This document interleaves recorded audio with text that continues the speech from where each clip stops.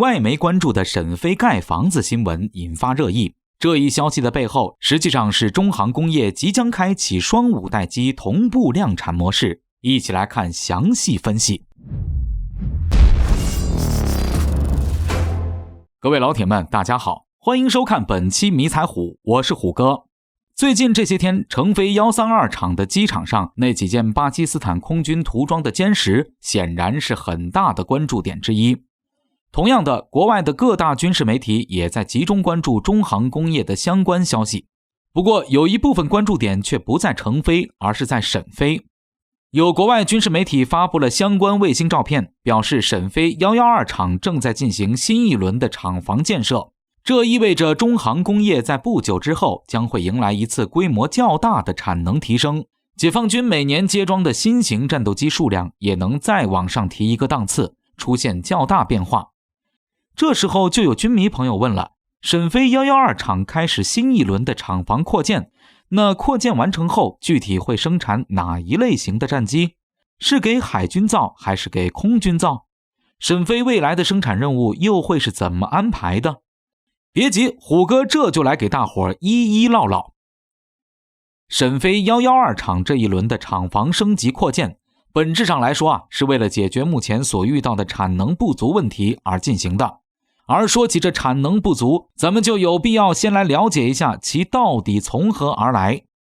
去年年底350工程转化出的实际产品，也就是歼35一朝首飞冲天，向世人宣告中国军工第2款自研的第5代隐身战机问世。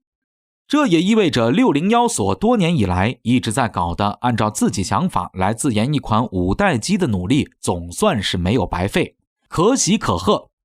601所这边的研究转化出了实际成果，担负生产任务的112厂那边自然得有所行动，得为生产任务的实际铺开做提前准备。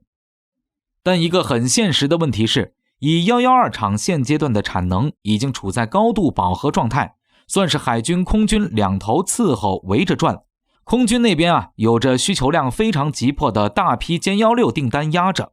未来几年里歼16的换装任务依然是任重道远，其所担负的超远程截击任务将会是中国国土防空未来的重点。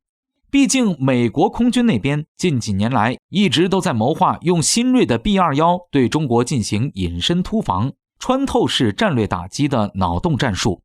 而阻止这种战术超远程奔袭、敲掉其关键的加油机节点的任务，则是由携带某型超远程空导弹的歼16所担负。所以歼16在可见的未来对于中国国土防空的重要性依旧是不言而喻的。至少在双座歼20批量投产、大规模列装之前，歼16的重要性不会有丝毫改变。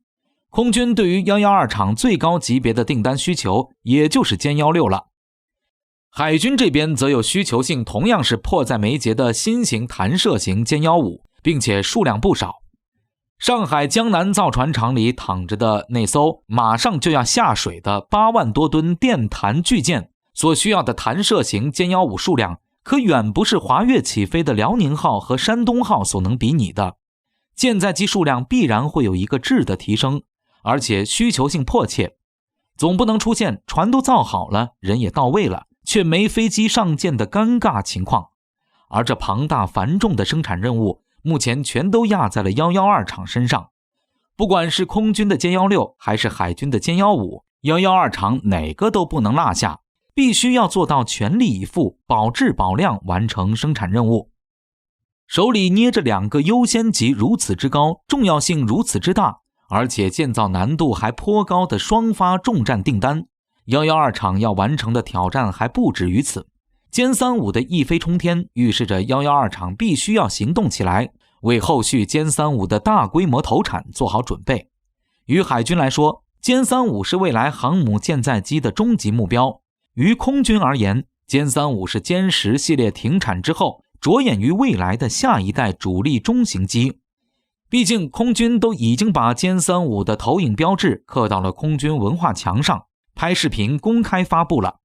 不论是对于歼35的认可，还是歼35未来的舰载陆基通用性，现在都是可以确定的。